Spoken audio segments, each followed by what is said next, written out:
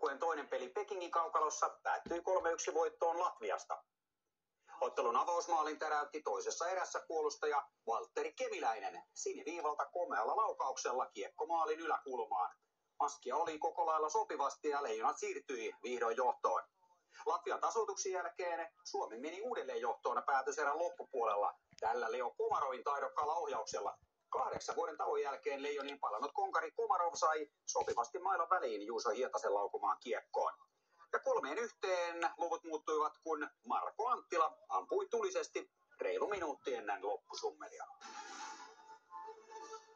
Huomisaamuna Suomen viestijoukkueen hiihtojärjestys on Kyllönen, Matintalo, Niskanen, Pärmäkoski. Naisleijonat taas pelaavat puolivälierässä Japania vastaan ja ampumahiihdon pikamatkalla mukana on 4 suomalaista. Sinivalkoista väriä nähdään lauantaina myös taitoluistelukaukalossa ja miesten mäkihypyssä.